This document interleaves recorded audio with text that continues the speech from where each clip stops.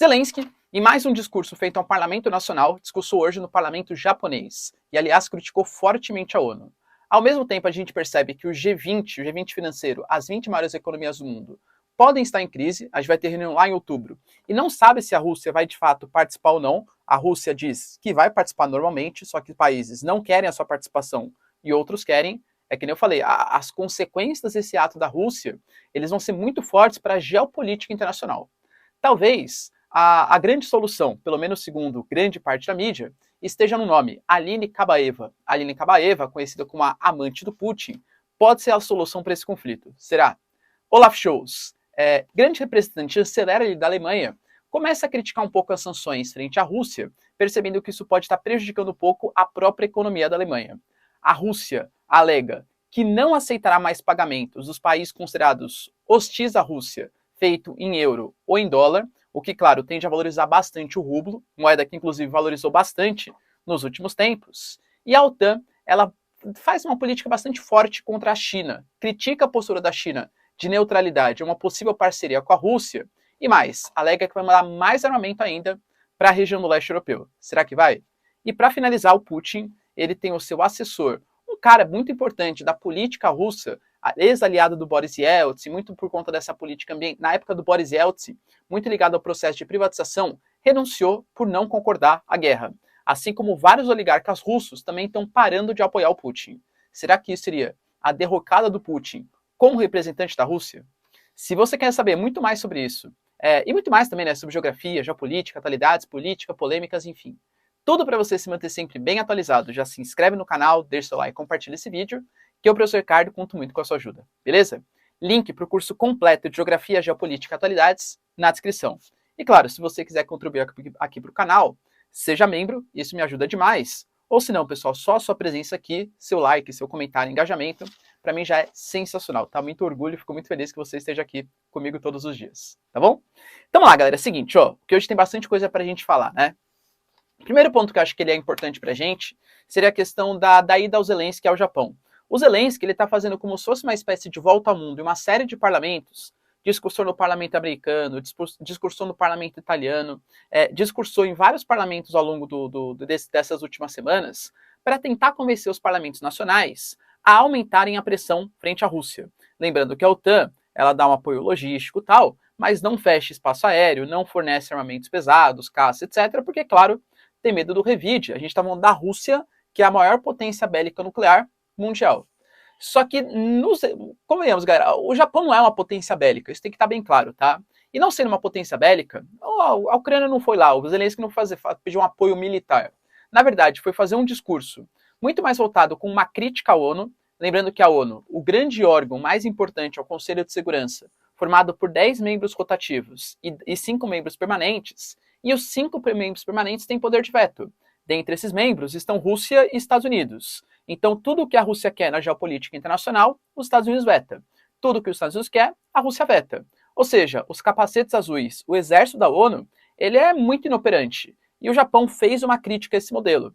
Lembrando que o Japão, em conjunto com Brasil, Índia e Alemanha, faz parte do G4 ONU, uma organização de 4 países que defendem uma reforma do Conselho de Segurança Permanente da ONU, com a possibilidade do fim do poder de veto e a inserção desses 4 novos membros, tá? E parabenizou bastante também o Japão. O Japão vem tendo uma postura bastante agressiva com a Rússia.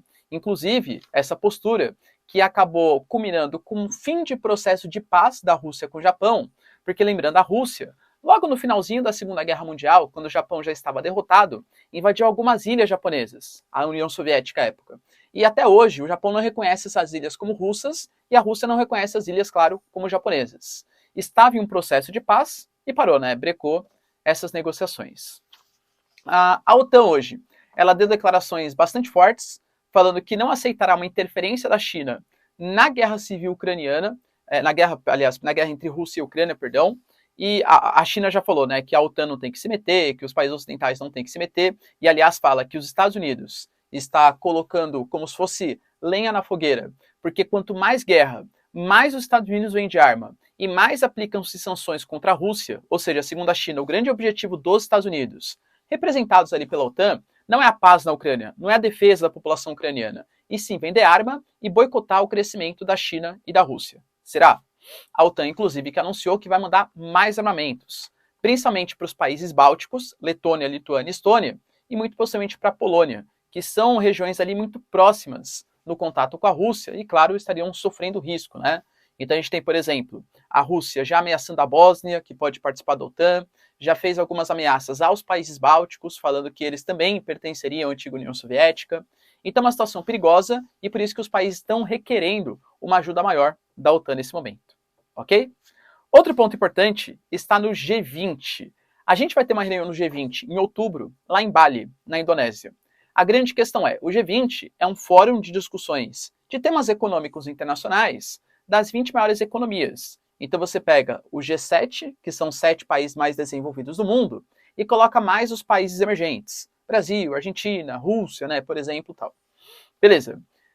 Esse G20 ele ganhou muita importância depois da crise de 2008. Então, a crise de 2008 alçou os países emergentes a um patamar de destaque na geopolítica internacional, incluindo os BRICS. E agora, será que os países aceitarão discutir com o Putin, os países ocidentais que estão fazendo sanções econômicas, excluindo do sistema SWIFT de comunicação, aplicando mais de 5.500 sanções em cima da Rússia? A Rússia hoje é o país mais boicotado, mais sancionado do mundo. Será que vai conseguir participar do G20? Alguns membros já disseram que são contra. Em compensação, alguns membros já falam, não. Quem tem autorização para expulsar alguém do G20? Não existe isso. Então, por exemplo, China, a Índia, que vem se mostrando mais pró-Rússia, ou pelo menos tentando se manter neutra nessa situação, o Brasil, que votou nas últimas resoluções pró-Rússia, por exemplo, a própria Arábia Saudita, que com uma certa raivinha do governo Biden, está se aproximando um pouco mais do eixo oriental. Por exemplo, aceita fazer negociações com a China e Yuan. Então, se aproxima um pouco mais do eixo oriental, China e Rússia, talvez não aceitaria uma expulsão da Rússia. Como que vai rolar um G20 se há divergências políticas tão grandes assim? Ou seja, essa guerra ela pode estar colocando um destaque bem grande numa polarização mundial novamente. Durante, década de 90, anos 2000, 2010, claro que sempre tiveram discordâncias, conflitos locais e tal, mas essa guerra ela pode ser um ponto de ruptura entre quem vai apoiar a Rússia e quem vai apoiar os Estados Unidos. E não vai ter um multilateralismo. Os países ocidentais não estão aceitando conversar com a Rússia, percebe? E a Rússia está considerando isso como uma atitude antidemocrática, digamos assim, anti-coalizão. Então isso pode ser um novo sinal que esses órgãos multilaterais, como o ONU, o G20, etc., eles podem estar correndo um risco bastante significativo. Olaf Scholz, que é o grande chanceler da Alemanha, começa a perceber que aplicar sanções econômicas, embora a Alemanha, diferente do que eu pensei no começo do conflito, está sim aplicando as sanções econômicas, pode estar numa situação bastante complicada.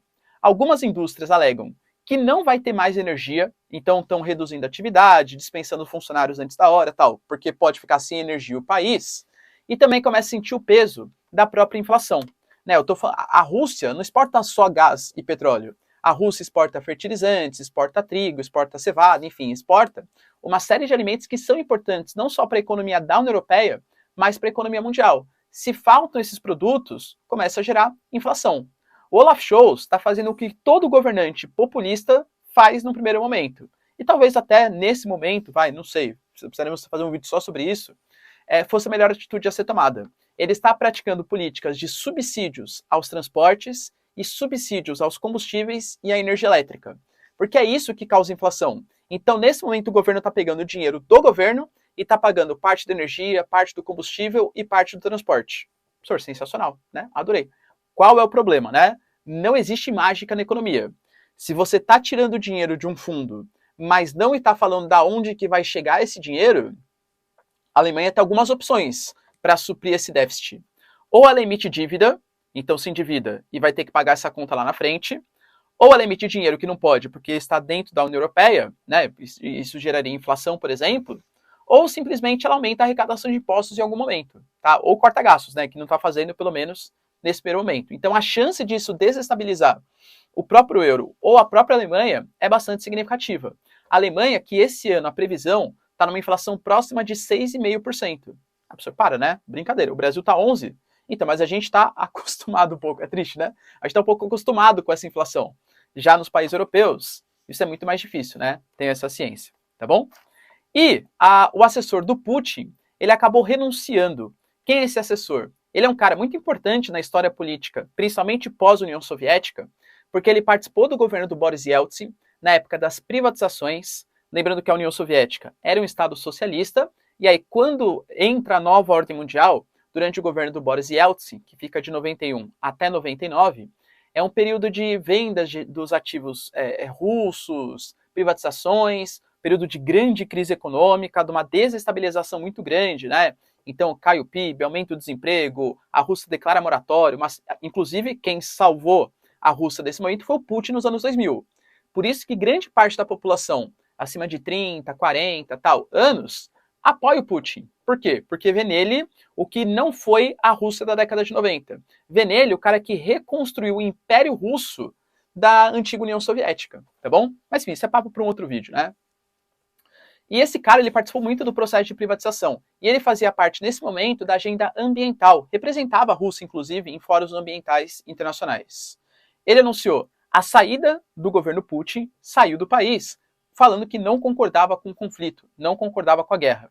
Inclusive, alguns oligarcas, alguns grandes investidores ali, né, alguns detentores de capitais, incomodados com a atitude do Putin, e incomodados também com as sanções econômicas que vem sofrendo pelo mundo. Cara, tem mais clássico, o Roman Abramovich, dono do Chelsea, por exemplo, o cara tá com as contas bloqueadas. O cara não consegue fazer nada, né? E isso está incomodando um pouco os principais oligarcas. E os Estados Unidos e o mundo ocidental quer justamente isso, que a elite, a galera que tenha poder, comece a questionar a Rússia como o Putin, como grande representante da Rússia. Será que esse cara de fato é bom para o país? Só que o Putin, claro, não vai deixar barato. Ele percebe que existe uma guerra do Ocidente contra o Oriente nesse momento. Já anunciou que todos os países que são considerados hostis, segundo uma lista desenvolvida pela Rússia, e aí o Brasil está fora dessa lista, tá? Isso é bem importante, não vão mais poder comprar nada da Rússia, principalmente o gás natural e o petróleo, se não for em rublo. O Putin foi declarado, vocês não boicotaram a Rússia, vocês fizeram com que a gente não pudesse mais vender aqui, vender ali e tal. Isso trouxe uma queda muito significativa do rublo. Só que eu vou obrigar vocês agora a utilizarem o rublo como moeda. Vocês vão ter que comprar rublos para conseguir importar o gás natural e o petróleo, no momento em que a Europa não tem outra alternativa. Ah, vai fazer um plano energético? Vai, para 2025, para 2030. Hoje, a Alemanha precisa de energia, a França precisa de energia. Então, essa valorização, essa contrapartida, essa contrarresposta que o Putin está dando, está fazendo, inclusive, o rublo valorizar nos últimos dias. Teve uma queda muito significativa e está voltando a ser um pouco mais valorizado.